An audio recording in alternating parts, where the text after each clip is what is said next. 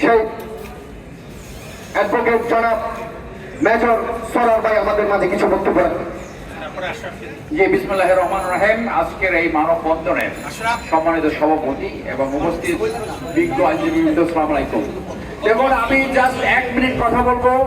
আপনারা জানেন একটি বিপ্লব সফল হয়েছে। পৃথিবীর অনেক জায়গায় বিপ্লব সফল হওয়ার পরে বিপ্লবের উদ্দেশ্য ফেল করেছে এবং বিপ্লব ধূলিসাৎ হয়েছে। আমাদের এই বিপ্লবকে সফল করতে হলে বিপ্লবের যে উদ্দেশ্য, সেই উদ্দেশ্য সাধন করতে হবে। সেইটা কি? অন্যতম উদ্দেশ্য হলো সুশাসন, ন্যায় বিচার এবং স্বাধীন বিচার বিভাগ। যে সমস্ত বিচারকবৃন্দ শুধুমাত্র দলীয় কনসিডারেশনে বিচারপতি হয়েছে, দক্ষতা এবং যোগ্যতা দেখাতে পারে না একদিকে, অন্যদিকে দুর্নীতিবাজ এবং দলদাস, তাদেরকে বাংলাদেশের মানুষ বিচারকের আসনে দেখতে চায় না। আমরা আশা করব এবিলিটি বিষয়ের উদাহরণ ফলো করে তারা নিজে থেকে সরে যাবে। তারা অনেকে নিজেরাই জানে তারা কারা। তো সেই উদাহরণটা আমাদের সামনে রয়েছে, তারা এবিলিটি বিষয়ের উদাহরণ ফলো করে সরে যেতে পারে। বাকি যারা এখানে বিচারপতি তারা কন্টিনিউ করবেন। ইতিমধ্যে সরকার একটি সিদ্ধান্ত নিয়েছে, সরকারি কর্মকর্তা কর্মচারীদেরকে প্রতি বছর তাদের সম্পত্তির হিসাব দিতে হবে। আমরা আশা করব যারা বিচারক থাকবে তারা প্রতি বছর তাদের সম্পত্তির হিসাব দাখিল করবে জনগণের উদ্দেশ্যে, যাতে দুর্নীতি নিয়ন্ত্রণ করা যায়। এই ছাড়া সবার আগে এই বিচারাঙ্গন 7টা টেবিলে যে ঘুষ দিতে হয় সেইটাকে দুর্নীতি মুক্ত করতে হবে।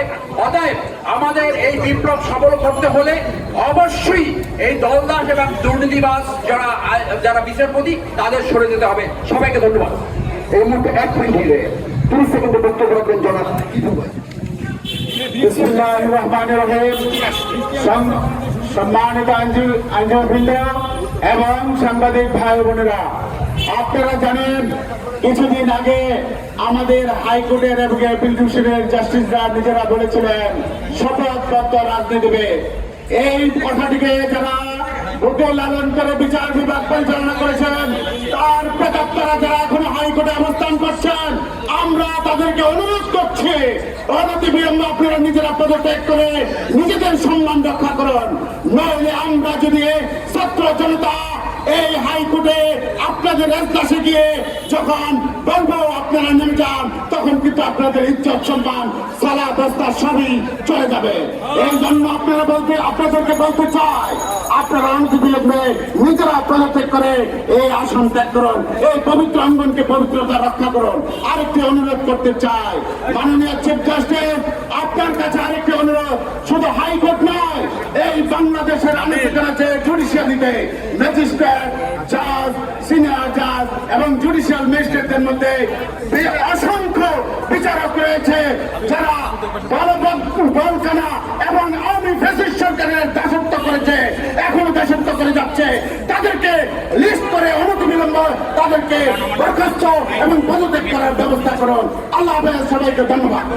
এখন সংক্ষিপ্ত বক্তব্য রাখবেন আমাদের প্রিয় আশরাফ। আসসালামু আলাইকুম।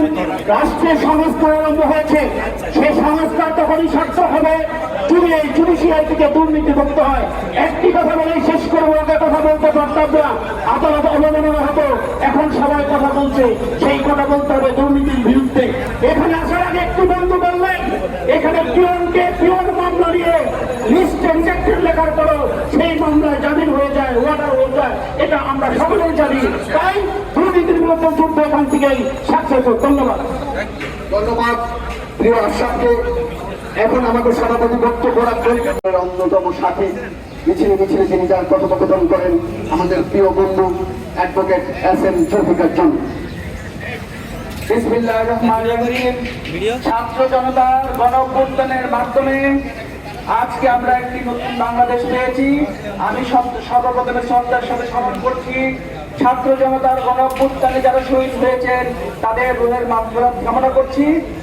প্রিয় সাথী ভাইরা, আপনারা জানেন, ইতিমধ্যে আপনারা দেখেছেন ছাত্র জনতার দাবি বুকে ফ্যাসিস্ট সরকারের দূষণ সাবেক প্রধান বিচারপতি ওবায়দুল হাসান সহ 5 জন পদত্যাগ করতে বাধ্য হয়েছে।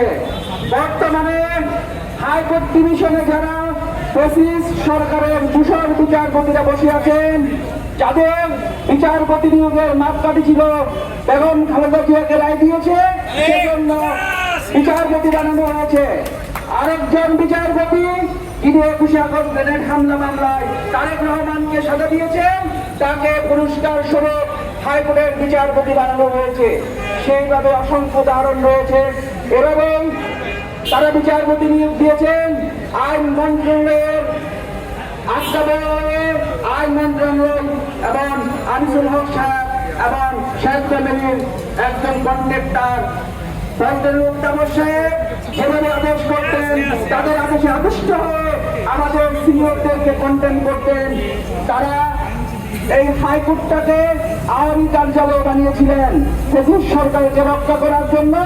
তারা এখানে বসে পরিকল্পনা গ্রহণ করতেন।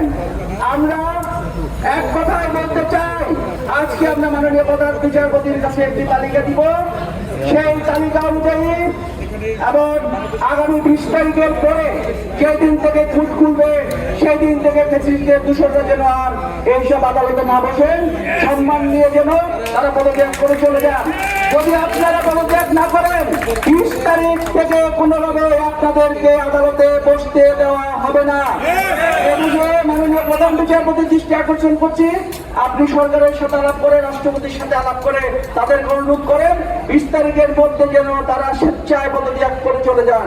যারা ফ্যাসিস্টের দূষণ তারা, আর যারা বিচারপতি হিসেবে বিচারপতির আসনে বসে ন্যায় বিচার করেছেন, আপনাদের প্রতি আমরা সম্মান জানাচ্ছি। আপনারা আপনাদের মতো বসবেন, আপনাদেরকে আমরা সহযোগিতা করব। কিন্তু কোন ফ্যাসিস্টদের দূষণদেরকে যারা আইনমন্ত্রী আনিসুল হক এবং সেই শেখ পরিবারের কন্ট্রাক্টর তত্ত্বাবশের আজ্ঞা বয়ে হয়ে এখানে বিভিন্ন মামলায় ফ্যাসিস্টদেরকে রক্ষার জন্য তাদের রক্ষাকর্তা হিসেবে বিচারপতির ভূমিকায় অবতীর্ণ হয়েছিলেন, তারা 20 তারিখের মধ্যে সম্মানের সহিত চাকরি পুরস্কার নিয়ে চলে যান। অন্যথায় 20 তারিখ এই সুপ্রিম কোর্টের ছাত্র জনতার উত্তর আপনারা পুনরায় দেখবেন। তাই আশা করি মাননীয় প্রধান বিচারপতি 20 তারিখের আগে একটি সুষ্ঠু সমাধান করবেন রাষ্ট্রপতির সাথে আলোচনা সাপেক্ষে। পরিশেষে আমাদের এই আন্দোলনে আপনাদের সকলের সহযোগিতা কামনা করে এবং শহীদদের আত্মার মাগফিরাত কামনা করে আমার বক্তব্য এখানে শেষ করছি।